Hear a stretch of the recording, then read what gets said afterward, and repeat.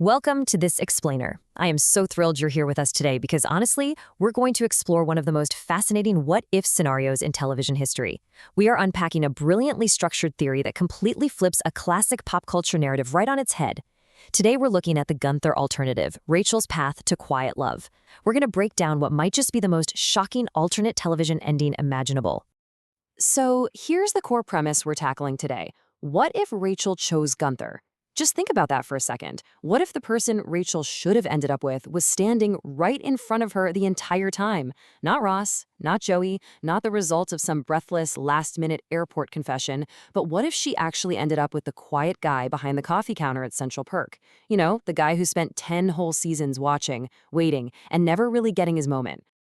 I know exactly what you're thinking. At first, that sounds completely impossible. Actually, I can practically feel your immediate skepticism. When people think of this particular television universe, they think of Ross and Rachel as absolute, undeniable destiny. It's literally baked right into the DNA of the story we've all been watching for years. Section 1. The impossible alternate ending. Okay, let's dive into this and try looking at the story completely differently, just for a moment, to focus on the person who never stopped choosing her.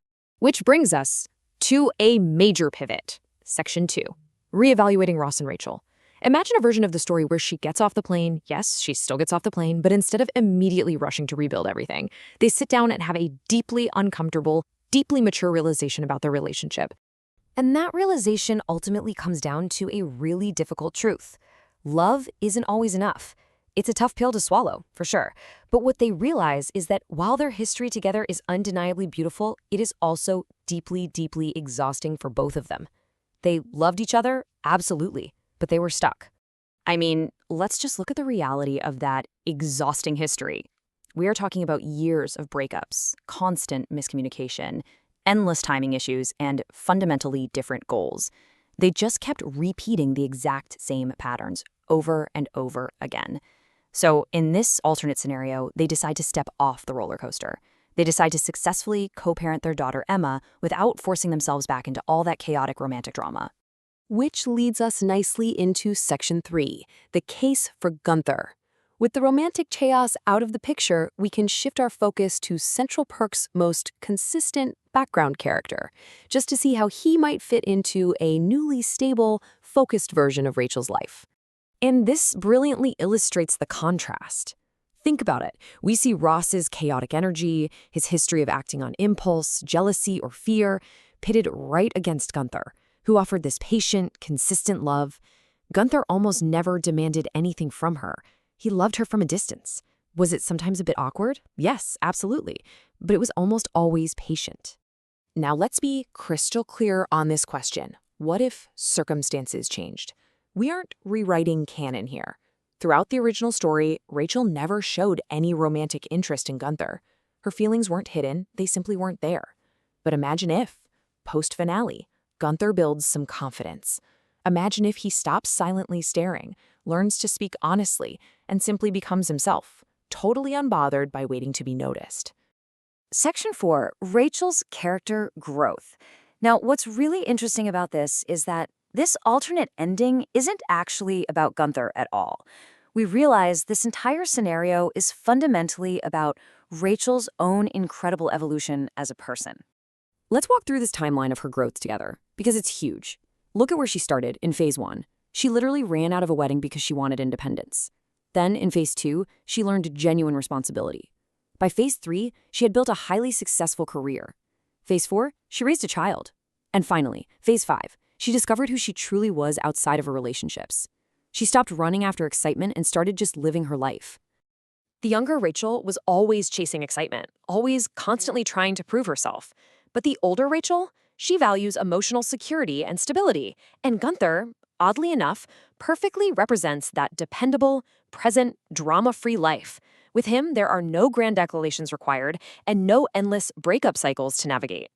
Which brings us to such a beautiful concept. Section 5, Redefining Real Love.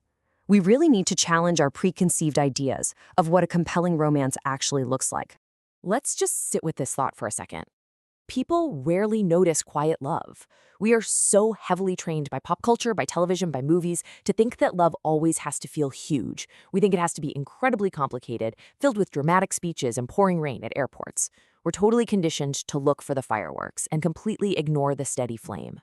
But what actually is quiet love? Well, real relationships often begin much smaller. They're built on small, consistent moments, a simple conversation, a shared joke, someone remembering the tiny little details that matter to you, someone always showing up consistently. Gunther always listened. He never tried to compete with her ambition, and he never asked her to become someone else. For someone who spent years in emotional chaos, that kind of peace becomes surprisingly attractive.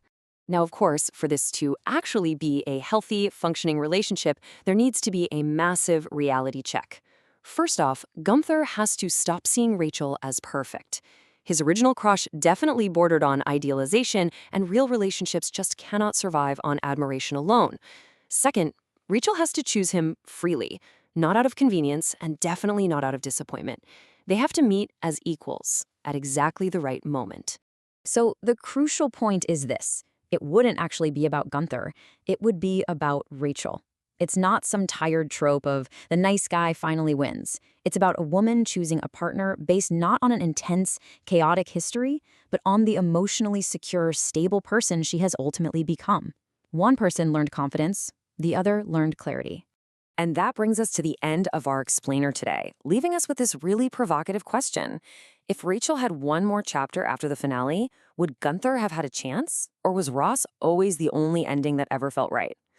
Alternate endings are so incredibly fun because they reveal something much deeper about the characters we love. Sometimes background characters remind us that timing changes absolutely everything. Think about it and let that perspective shift how you view the stories you love. Thanks so much for joining me on this explainer, and keep questioning the narrative.